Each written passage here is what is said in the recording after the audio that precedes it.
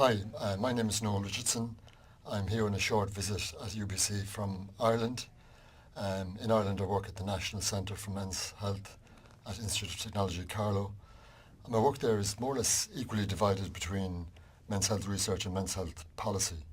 So I thought it fitting that I focus today on a paper that I've written with my colleague Paula Carl on men's health policy, and more specifically on Ireland's national men's health policy and our experience of transitioning from men's health policy development to implementation. Just by way of context, I've worked with Paula for a number of years in the area of men's health policy. We co-authored Ireland's national men's health policy in 2009, and again a follow-up men's health action plan which was published last year.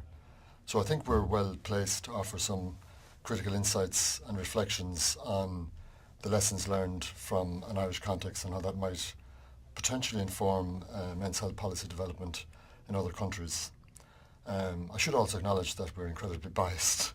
This is an area that we both feel very passionate about, as well as being researchers in developing the policy. We've also been at the coalface, I guess, over a number of years now in terms of trying to get a number of men's health projects off the ground and looking at, in particular, evaluation and research around those projects.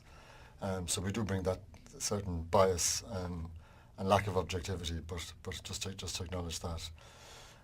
Also, by way of backdrop, I think it's interesting that Ireland was the first country to develop a national men's health policy, and is still only one of 4 countries that have national men's health policies, the others being Australia, Brazil and Iran, so it's quite an eclectic mix. So I think this begs an interesting question, why is it that men, being so dominant in the field of health and health systems and health structures, have been largely absent at a health policy level? And I think this, raises interesting questions about, what's often thrown at men really about their ambivalence or indifference about their health might be more appropriately levied in the context of health policy. So on the one hand you have this dominant category men, who've controlled health systems and health structures, but have largely not looked inwards at their own health needs. So I think this serves as an interesting backdrop to Ireland as a case study, if you like, that we might learn from. And I know the notion of health policy probably doesn't set the blood coursing through your veins, but it is something I feel very passionate about. I do think there are interesting lessons from an Irish context that might have a bearing on developments in other countries. So after that somewhat long introduction, the focus of this paper, and it's a forthcoming issue actually, an issue in the International Journal of Men's Health on policy. It should be out early in the new year, so at the moment it's in press. The focus will be on the paper is on looking at what we describe as momentum factors that prompted a policy focus on men's health in Ireland, and then the main body of the paper looks at some of the key strategies that have been instrumental in some of the more kind of successful outcomes from policy at this stage over about 7 or 8 years. So if I begin with the momentum factors, I think in describing these it's important not just to talk about the momentum factors, but also the particular context of Ireland, and I refer in particular to the role of key advocates and leaders really in the field of men's health that champion the case for a policy focus on men's health. So there are 3 key factors in terms of what generated momentum for a policy focus on men's health in Ireland. The first is sex differences in health outcomes between men and women. And I remember at the time I got involved in men's health, there was a report from the Institute of Public Health in Ireland which described differences in life expectancy between men and women as a fundamental inequality in health. So this raises very obvious contentious issues about positioning men's health on the grounds of a health inequity. And it's something that we're keen to avoid really because of the reductionist, reducing men's and women's health to kind of binary terms and focusing on margins of difference. But I raise this just to acknowledge the important leverage that it gave at a political level really to have a focus on men's health. The second, and I think, much more constructive way of looking at men's health, and the second grounds for a policy focus on men's health, is to look at not just aggregated differences between men and women, but to look more carefully at the health needs of different populations of men. So that focuses our attention on the intersection of gender with other aspects of identity, such as race, class, ethnicity, and so on. And it's a much more constructive lens to start analysing the health needs of men from a policy perspective. And it takes attention away from this kind of binary or categorical differences between all men and all women, which, as I mentioned earlier, is a very contentious and very limited frame of reference on which to base policy. The third grounds for having a focus on men's health is an increasing attention on the need for gender-specific approaches. And throughout this paper we refer to strength-based and gender-specific approaches that have underpinned a lot of the good work that's happened. So I think it's important to note the earlier gender masculinities literature positioned men as the problem, men and risk behaviours, men's lack of engagement with health services, men's poor lifestyles, etc., etc. What John MacDonald describes as the men behaving badly approach to men's health. But I think, in fairness, over the last kind of 5 to 10 years in particular, there's been a recalibration of that literature, much more towards how we might get men to be more engaged and more proactive about their health, and also highlighting that when the approach is right and when we consult with men and involve men in decision-making processes about their health, that men are very willing and active participants in healthcare and in taking responsibility for their own health needs. So they're the three sort of main arguments, if you like, for a policy focus on men's health. But it would be remiss of me not to highlight the key sort of bottom-up advocacy and leadership roles that were assumed by many in getting men's health onto a policy agenda in Ireland. And I would point in particular to the roles of the Men's Health Forum in Ireland and the Men's Development Network, who were championing the case for a policy focus on men's health for many years. So that sort of grassroots men's health organisations had a key influence on getting men's health onto the policy agenda. But there were also key leaders who made the case, I would say, particularly in the area of health promotion, and one health promotion manager in particular, who, interestingly enough, was a woman, who worked tirelessly and over many years to get a policy focus on men's health. So those kind of advocacy, leadership aspects of policy development should not be overlooked and should be considered in the context of the three main rationale that I mentioned earlier: sex differences in health outcomes between men and women, differences in subpopulations of men, and the need for gender-specific approaches. So the second area in the paper that we focus on, in the main body of the paper really, it looks at some of the key strategies that have been instrumental in some of the more successful men's health policy initiatives that have evolved over the earlier years and indeed more recently in terms of policy implementation. And the first of these is governance and accountability.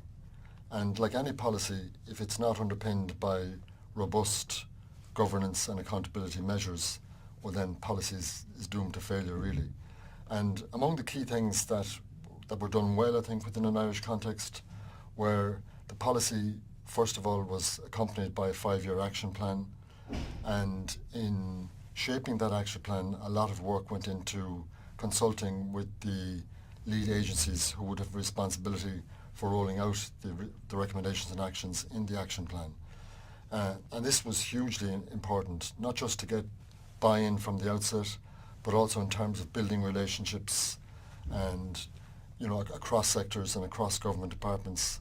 And this was a hard slog, really, and this took a long time. So Paul and I had a number of meetings with different government departments, many of whom initially wondered why we were in the room and what does men's health have to do with education and what does men's health have to do with employment.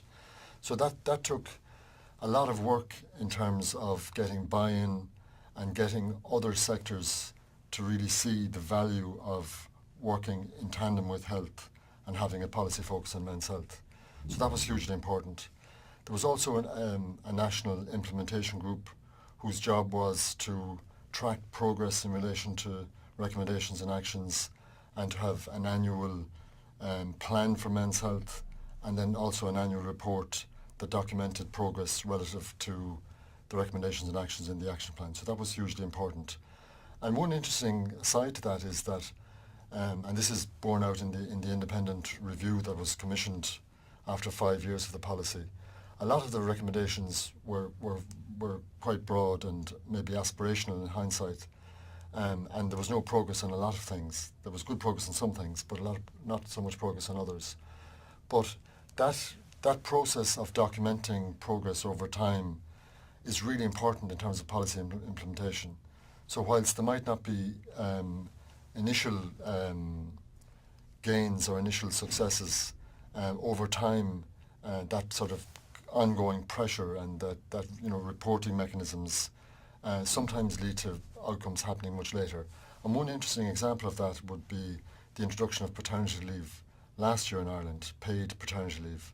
This was something that was named 8 or 9 years ago, and for several years it was no progress, no progress, no progress. But then eventually, that policy measure was successful in being introduced. So governance and accountability is hugely important in terms of making government departments and other agencies accountable and responsible for their actions. The second aspect that was critically important in terms of policy implementation were what I would call capacity building measures and the development of capacity building measures.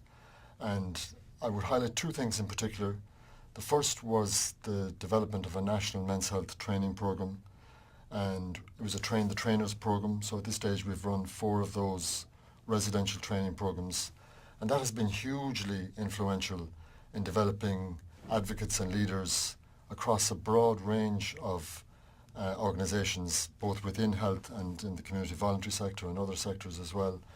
And it's created a lot of champions really for men's health, not just in terms of being more aware about how to engage men, but in changing the culture of organisations in which these people work, and recognising that there needs to be a gender-specific approach to engaging men, and being aware of maybe if services are not reaching men, why aren't they, and what changes could be made.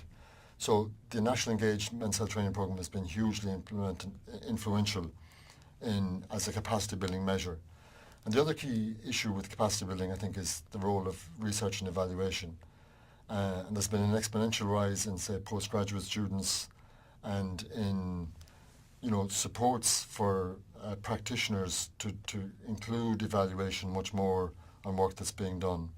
And I'm particularly proud really of the focus on knowledge translation activities, the development of toolkits, say, and other resources that are supporting practitioners to engage more effectively with men. The third aspect of policy implementation that's been hugely important, I think, is advocacy and leadership. And I've touched on this earlier, but it's so important to have strong advocates. And I've mentioned the key organisations earlier, the Men's Development Network, the Men's Health Forum in Ireland. I've mentioned the role of engaged trainers, but that's cascaded now across other sectors as well. So, for example, men's sheds have grown exponentially in Ireland, and as part of the Sheds for Life programme, a health promotion programme in sheds, there's been training of shed leaders to be advocates for men's health within sheds. We've also seen, huge growth, a huge change in terms of ordinary men speaking out about health issues in the media and in other fora. So I think the climate has shifted somewhat, and while it's difficult to demonstrate a cause and effect here, I think the policy has been instrumental in challenging a culture and a tradition whereby men didn't talk about health, or men didn't pay attention to their health, to putting men's health more centre stage. So that's been hugely important. The fourth and final strategy that I'd like to mention is the partnerships. And it's interesting that the policy was launched right at the beginning of the economic crisis in Ireland. So it didn't come with millions of dollars or millions of euros. So it forced us being men's health advocates and workers across many sectors to be creative and to be innovative, and to work in partnership and to pool resources and to do all the things that partnership says we should be doing, but very often doesn't happen. And this is also really important in the context of dealing with complex health challenges, particularly with so-called hard-to-reach groups of men. So getting, for example, education and health and housing and employment working together has been hugely important. And I mean, we talk in the paper about a number of programs, the Men's Health and Wellbeing Programme in Dublin's inner city, for example, Men on the Move, a community-based physical activity programme for men, Men's Sheds and the Sheds for Life programme, and many others, all of which are strongly focused on partnership working, and including partners from, say, academic, community voluntary sector and statutory health services. That's been really important. And probably the best example of partnership has been the Men's Health Forum in Ireland's role in promoting Men's Health Week.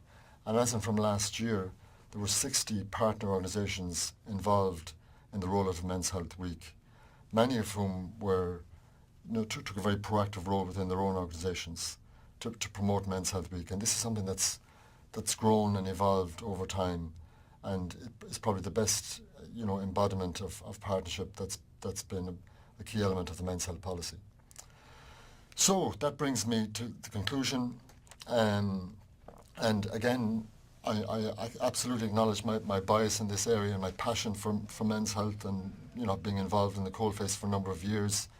But I honestly believe, and I think Paula, my colleague, would say likewise, that having a men's health policy is hugely important in shaping and having a blueprint and a kind of roadmap for practitioners and across a lot of different sectors to know how to engage men and to build a strong evidence base in that regard. And very often the question is asked, surely gender mainstreaming approaches is a better way of doing this. And we argue in the paper that men's health policy shouldn't be seen as an either or, that men's health policy is critically important in shaping gender mainstreaming approaches. And again, we're very pleased to say that we've worked very closely with, say, the National Women's Council in Ireland on the development of a gender mainstreaming framework and toolkits. So the policy really was, provided a really useful kind of roadmap to shape the gender mainstreaming approach and to ensure that gender mainstreaming wasn't just synonymous with women's health issues, which is often one of the criticisms that's cited for that. So in our view, having a men's health policy is a no-brainer. It's a really important to shape practice and to support practitioners on the ground.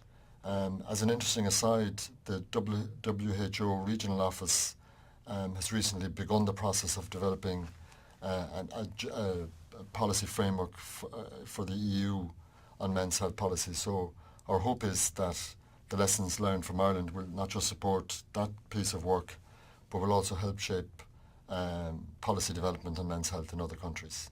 Thank you. So Ireland was one of the first countries in the world, as you mentioned, to adopt a men's health policy. And can you tell us how things have changed since then? So we now have, I suppose, 8 years' experience of policy implementation. So some of the things I alluded to earlier I think are really important to mention. One would be the kind of fairly robust governance and accountability structures that are in place to support policy implementation. I mentioned in particular a national implementation group having a fairly clearly defined action plan that informs specific objectives in men's health and sets fairly specific targets, really strong and robust reporting mechanisms, so an annual report that charts progress against objectives and actions. And also I think increasingly we're seeing men's health advocates having a stronger role in shaping policy development in other areas. So if there's a new strategy being developed, for example, in suicide prevention or in obesity or physical activity, we're now seeing, men's health experts, if you like, sitting on those policy tables and having a say in terms of how those policies can be more effective by drawing on sort of gender-specific strategies that engage men more effectively. So I guess some of the key developments over that time frame have been in terms of our structures and in terms of governance and accountability that have really proved to be hugely important in broadening the focus on men's health across other areas. You mentioned a training program. Is that for men themselves, or is that for healthcare practitioners? It's for mainly healthcare practitioners, but also for people working in, say, community voluntary sectors, who might be working in, say, community projects, or it's for, say, youth workers. So anybody who's engaging boys and men through their work, not just in the context of health, but more broadly, working with boys and men. So that the program is designed to support practitioners to know how to engage more effectively with men. So there's a strong focus, for example, on gender and health, on the social determinants of health, on brief interventions and engaging men more effectively. But it also supports practitioners to think about looking at the culture of their organisations and how that culture might be more male-friendly, perhaps, or it might get them to reflect on maybe barriers or challenges that men might have in terms of engaging with that particular service or program. So it supports practitioners in terms of developing specific skill sets, but also in terms of reflecting on how gender-friendly or male-friendly their respective organisations are in engaging men. And for those organizations that aren't explicitly health-focused, have you found that this the concept has been welcomed, or was there a bit of resistance? Well, I guess people volunteer to come onto the program, so there's to date there's been no coercion. Initially our focus in the initial training programs was a bit more narrow. It included health promotion, men's organisations, nursing, those kind of professions. But then over time we started to target a bit and to invite others from a sort of broader network, because we saw the value in defining men's health in kind of much more broader terms, from a social determinants kind of perspective. I think our experience is that people are incredibly open and willing to learn about gender-specific strategies and male-friendly approaches, and they see it as being a win-win really in terms of engaging more effectively with men. Mm-hmm. Yeah, and I think getting away from that idea of either or, as you mentioned, is really important, because I know that sometimes turns into a contentious issue for us when we're trying to do a men's health program and people are like, well, what about this group and this group and this group? Yeah, I completely agree, and I mentioned the Institute of Public Health report in Ireland at the outset, more in the context of it, it did provide some leverage for getting a policy focus on men's health, but really it's such a limited lens from which to approach men's health, and it does invariably revert to competing victims kind of rhetoric and reductionist language about men versus women, rather than really looking at what subpopulations of men carry a disproportionate burden of ill health, and really focusing attention on the context of men's lives in those situations, rather than some, general malaise that afflicts all men, which really there's very little evidence to support that approach. Mm-hmm. So, well, this has been going on for about 8 years in Ireland. Yeah. And you mentioned that there's a fairly rigorous reporting. Mm-hmm. So has there been any sort of demonstrable outcomes that have improved in that, although admittedly short time? Yeah, it's a really good question. We've done some work quite recently on trying to improve our to develop an outcomes framework in relation to this. So what we've set ourselves a target to do over the next number of years is to look at and to track changes in kind of national data. So, for example, there are 2 longitudinal studies happening in Ireland at the moment on older adults and younger adults, and so we're trying to find ways of tracking changes and to do more in-depth analysis of some of the data that's emerging from those studies, as well as looking at national data on lifestyles and health outcomes, mortality, and so on. And of course that raises the other question, which is it's very difficult to demonstrate cause and effect, by having a policy. Who's to say those outcomes wouldn't have happened anyway? So I think it is important to keep track of tangible progress in relation to men's participation in particular programs, some say qualitative research on men's experience of engaging with programs, and as well as then tracking more national data on overall changes at a population level, whether it be in terms of mortality or life expectancy or health behaviours, and then to acknowledge that there is a certain limitation with using any changes that might happen at a population level, to attribute that directly to a men's health policy. But it certainly is worthwhile, I think, to track any changes that happen and to discuss those in the context of priorities within a national health policy agenda. And so is there any work that you're doing at the moment or in the near future that you're particularly excited about? Yeah, I'm always excited about work. Well, I've got a couple of PhD studies happening at the moment that I'm really excited about. One is with farmers, and we've done an initial study with the Irish Heart Foundation in Ireland, where we've gone out to the marts and we've done health checks with farmers. And the backdrop to this is particularly high rates of cardiovascular disease among farmers. So what we found in that initial study was, as you might expect, a high proportion of farmers with multiple risk factors for cardiovascular disease.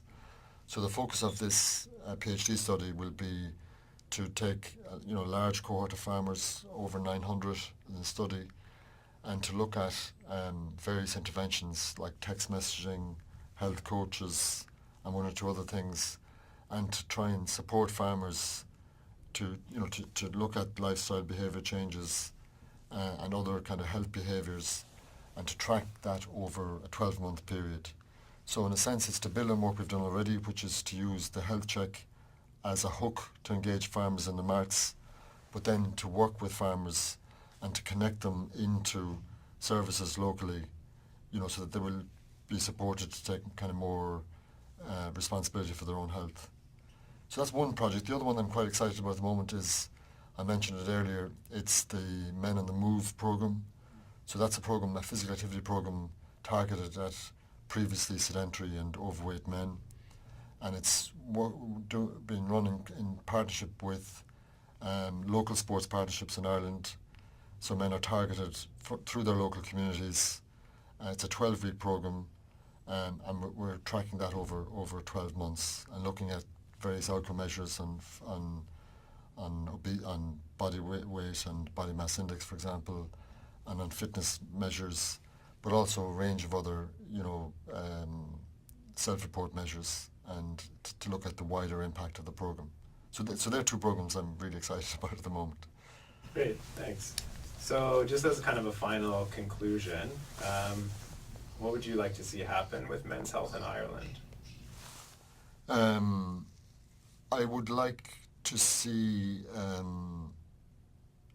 I'd like to see a lot more support in terms of money and resources, which is not to say it's all about money or resources either. But a lot of the work we've done has been on a relative shoestring, so we've had to be really creative and innovative, as I said earlier. So I think there's a really strong pool of people who are incredibly dedicated and committed to working on men's health. And I think that, if we were to be given more resources to sort of channel that energy, I think we could do a lot of really good work. What else would I say in relation to that?